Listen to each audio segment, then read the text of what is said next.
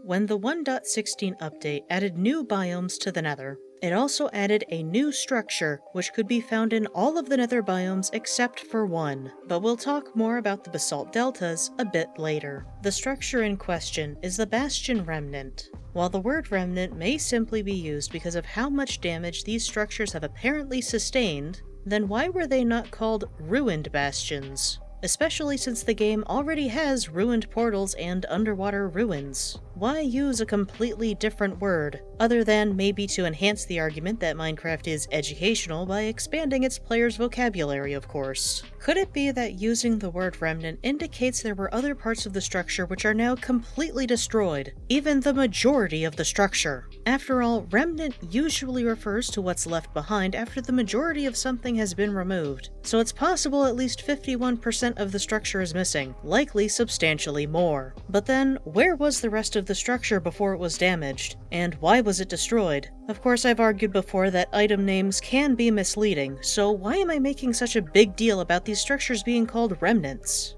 While I think it's important not to take every name of an item or structure at face value, I believe there is substantial evidence that what we currently see isn't the whole original structure. The 4 types of Bastion Remnants you can find are the Treasure Room, Hoglin Stables, Housing Units, and Bridge. It seems odd to me that these would all be separate from each other. In the Treasure Room, there's a bunch of treasure, as the name suggests, as well as stairwells and passageways, but there don't appear to be any living quarters within the structure. In the Hoglin Stables, there's space for the Hoglins, but what about the Piglins who are tending to them? So these first 2 bastions suggest reasons for the Piglins to be there, to guard treasure and tend the domesticated Hoglins, but they lack designated space for the Piglins to live in themselves. The next remnant type has the exact opposite problem. While it is possible that the housing unit Bastion Remnants were just housing, and perhaps the Piglins who lived there were exclusively hunters, or otherwise had work outside of the housing units, maybe even commuting to one of the other bastions for work, I don't think that would work for the other bastion types to explain why Piglins are always there, especially the last one, the bridge. Usually a bridge helps you get from point A to point B, but this bridge doesn't really go anywhere, and it's relatively short anyway. Why are the Piglins even here in this remnant? Sure, there is the odd block of gold in the walls, and the loot in the chests to be defended, but having guards on a bridge really only makes sense if the bridge leads to something more important than just more of the surrounding biome. I think you could make the argument that maybe all of the 4 Bastion Remnants used to be connected together. As an example, maybe Hoglin Stables and housing units formed a kind of city around the Treasure Room, especially since they both have portions that are very tall, and could thus form a wall to shield the city from the outside, with the bridge bastions being used as an entry point into the Treasure Room, or even just into the city so that its inhabitants would be safe, thanks to the guards stationed on the bridge. However, while I think this is a definite possibility, I also can't shake the feeling that something else may be missing from the bastions, in order for them to feel complete. Besides, a bastion in the real world is usually a defensive structure, so what were these bastions supposed to be protecting? Piglins sometimes dance after a successful hunt, indicating that dance could be a significant part of their culture. Were there dance halls or other dedicated spaces to practice this art form before the Bastion Remnants were destroyed? Large, open rooms, such as dance halls, would likely need to be protected by the bastions, since those practicing would need to focus on learning and not on whether there were any approaching dangers. Bastion Remnants can also contain the Pigstep music disc, the Snout banner pattern, Snout armor trim, and the Netherite upgrade smithing template. However, I'm undecided as to whether these items are absolutely indicative of other Piglin professions, especially since I'm fairly certain that the armor trims and upgrade templates are the work of the ancient builders. I can understand why, both for those reasons and others, people believe the Piglins did not build the Bastion Remnants. However, I still can't reconcile that idea with the fact that Bastion Remnants do not contain horse armor, unlike Nether fortresses and end cities. Consequently, I believe that ancient Piglin society included masons, or at least some other type of construction workers. The trouble is, there don't appear to be any such professions amongst modern Piglins, nor do there appear to be any appropriate work areas, such as workshops to turn blackstone into bricks. I believe this to be an additional reason to think there used to be substantially more to the Bastion Remnants, as well as Piglin civilization in general. If we consider what a Bastion Remnant has in our modern day, we may be able to see if we can figure out where the missing pieces are now. Even non-Bastion, Piglin-made structures could have been made with similar materials. While the 4 types of Bastion Remnant vary in their size and shape, all of them contain gold, chests, Piglins, blackstone and its variants, as well as basalt.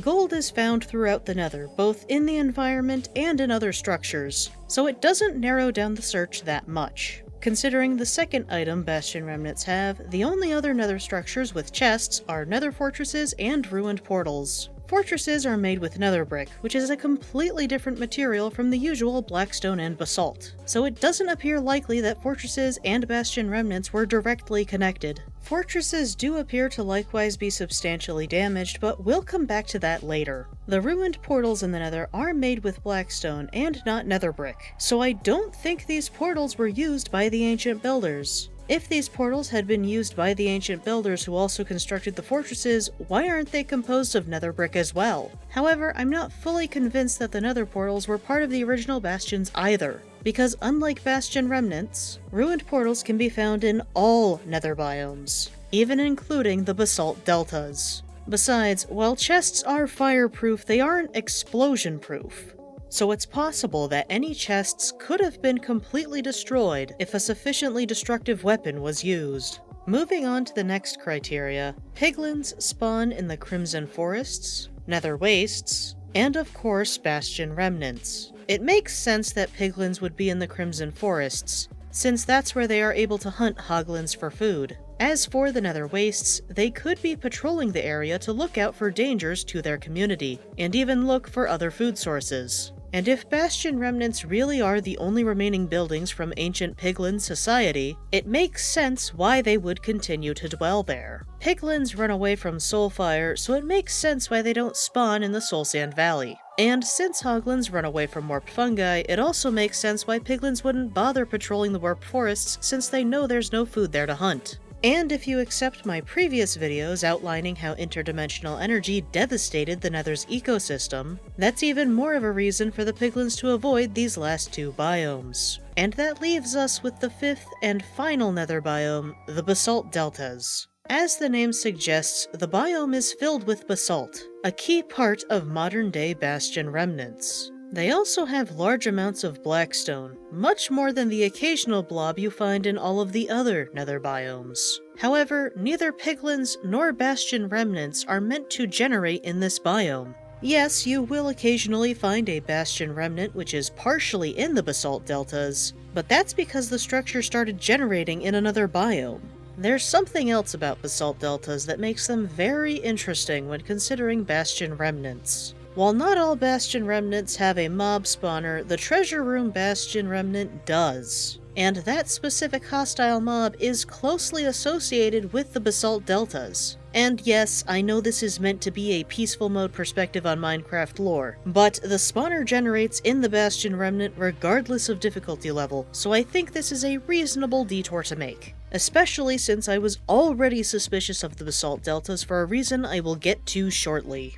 Between the abundance of blackstone and basalt, as well as the presence of this specific hostile mob, it appears that Bastion Remnants and Basalt Deltas are linked, despite the fact that neither Piglins nor Bastion Remnants are meant to spawn in Basalt Deltas. Which is very odd, because the Basalt Deltas are the only Nether biome where Bastion Remnants are not supposed to spawn. Bastion Remnants can spawn in every other biome, even Soulsand Valleys, which you would think Piglins would hate since they run from Soulfire. Looking at Basalt Deltas, it makes sense why someone would choose not to build a long-term structure there. It's a very inhospitable biome, which wouldn't be suitable for the large communities that inhabit Bastion Remnants. Perhaps the presence of blackstone and basalt in both the Bastion Remnants and Basalt Deltas is merely a coincidence. After all, you can find occasional blobs of blackstone throughout the Nether, so the Piglins could have gathered their blackstone from those areas. That would even explain why blackstone blobs outside of the Basalt Deltas can only be found below Y level 37. The Piglins already gathered the easy-to-reach blackstone to build their bastions. even with basalt, there are basalt pillars in the Soul Sand Valley. But we know piglins don't like soulfire, so did they really get the basalt from that source? Similar to cobblestone, basalt is renewable, but while generating cobblestone only requires 2 ingredients, lava and water, basalt requires 3, lava, soul soil, and blue ice. It is a bit odd that generating basalt requires blue ice, since you can't find that naturally in the Nether, but I'm inclined to think that's just to provide a way for the lava to cool rapidly for our convenience.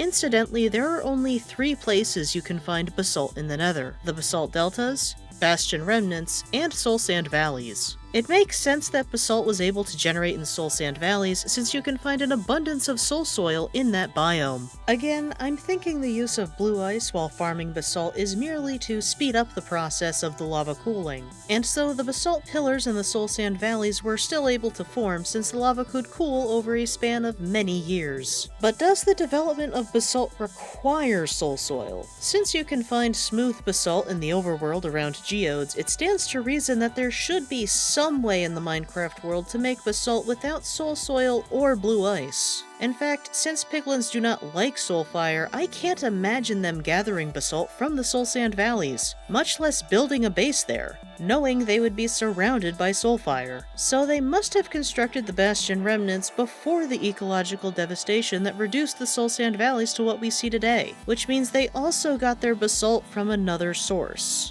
Incidentally, smooth basalt generates in very small quantities when compared with the rest of the stone in the overworld, much smaller than the relative amount of basalt you see in the basalt deltas compared to the other blocks in that biome. In fact, even when it comes to Bastion Remnants, the basalt makes up a very small amount of the structure. The vast majority of a Bastion Remnant is composed of blackstone and its variants, which makes sense since it has a slightly higher blast resistance than basalt. And specifically with the Bridge Bastion Remnant, the basalt appears to serve more of a decorative function. If basalt could generate without soul soil and blue ice, but it was a very slow process, that would make it a rare and thus valuable material suitable mainly for decorative purposes, which would match up with the use we see in the Bridge Bastion Remnant. But then, how do we explain the abundance of basalt in basalt deltas? Just as I suspect the Soul Sand Valley didn't always look like it does today, I don't think we should assume the basalt deltas have always looked this way.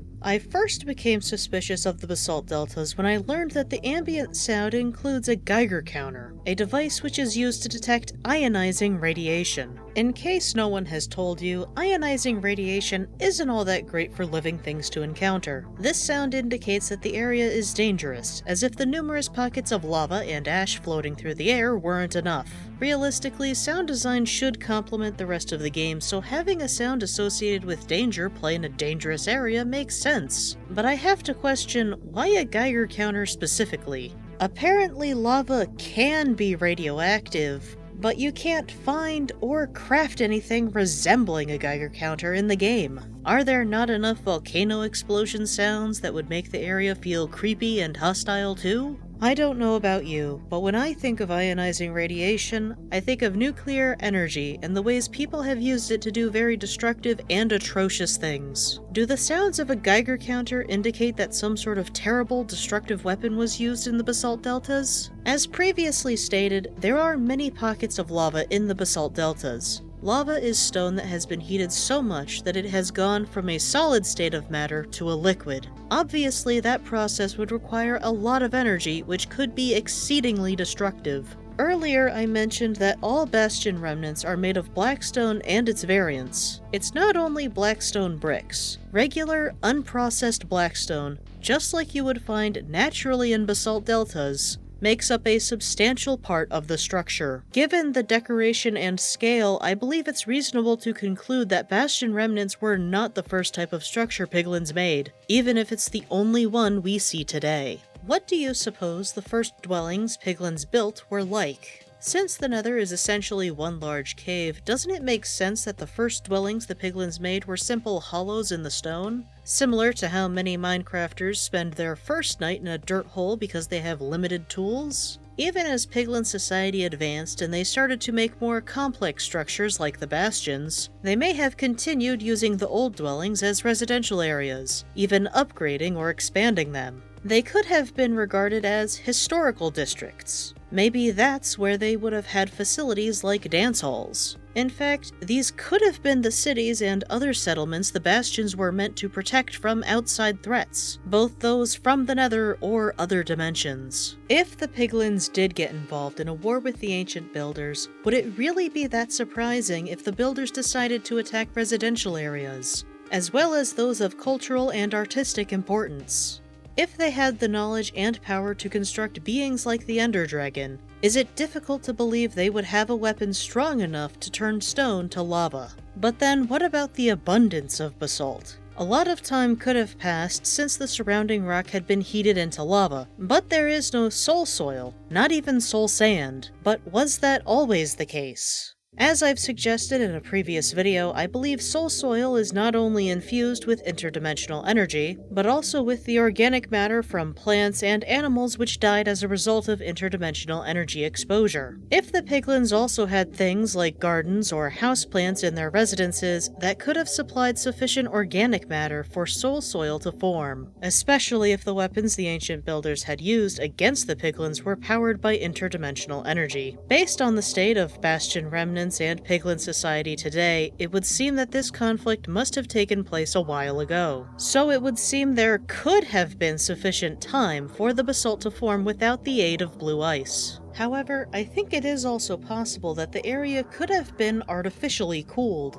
Today we can get boots with Frostwalker on them. Not only does this allow players to safely walk across magma unscathed, but it can also freeze water so the player can walk across it. Is it possible the ancient builders had something similar to safely walk across lava so that they could survey the recently attacked area and make sure there were no survivors to tell the Piglins' side of the story? Consequently, I will find it very interesting if, at some point in the future, Mojang adds a way for us to walk across lava just like Frostwalker enables us to walk across water, especially if that ends up being available in the form of loot from a structure seemingly related to the ancient builders. However, even if some of the lava was rapidly cooled to form the basalt pillars and the basalt deltas, that still leaves us with the question, where is the soul soil now?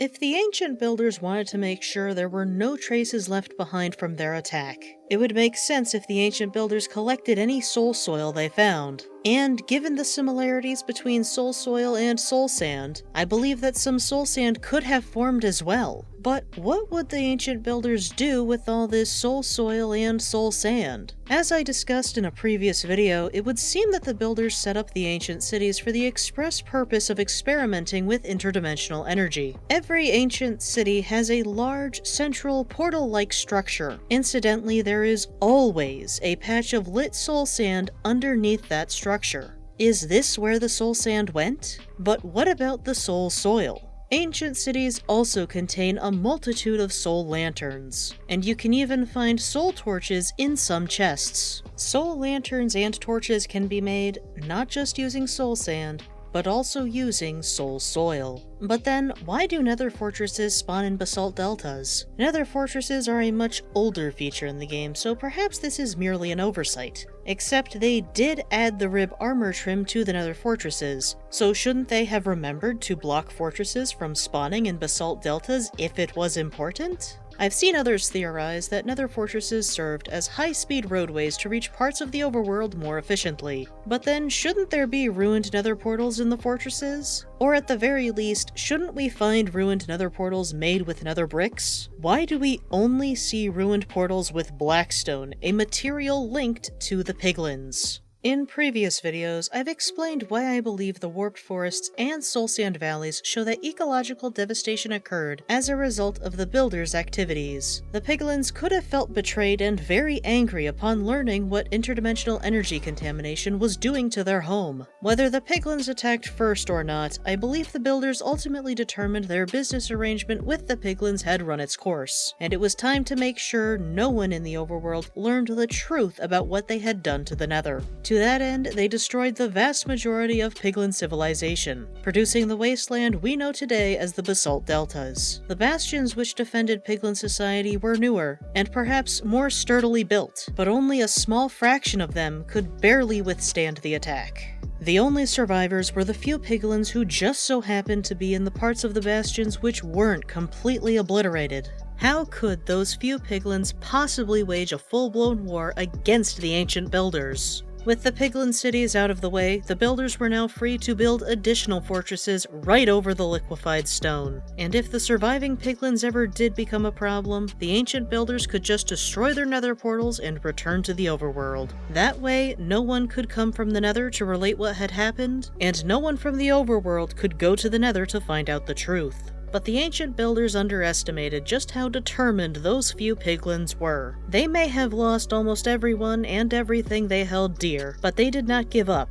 Whether it was a desire for revenge, or simply to stop the builders from destroying another dimension, those few Piglins staged a counterattack. Using the diamond pickaxes the ancient builders had left behind, the Piglins salvaged whatever obsidian was left from the builders' fortress portals, as well as some blackstone from the rubble of Piglin civilization. With these materials, they built their own portals to follow the ancient builders to the overworld. If the Piglins indeed made these portals with the intention of retaliating against the ancient builders, it would explain why you can find armor, weapons, and food in the chests. Of course, the explanation could be much less sinister. Maybe the Piglins avoid the Basalt Deltas because they've always been hazardous, whereas the ancient builders, with their advanced technology and the fact that they were only building travel routes and not long-term residences, didn't mind building in the Basalt Deltas. But then we wouldn't have an explanation for what happened to Bastion Remnants. Why Mojang decided to use a Geiger counter for the Basalt Delta's ambient noises, instead of only more traditional volcano sounds. Why the Treasure Bastion mob spawner and Basalt Deltas feature the same hostile mob,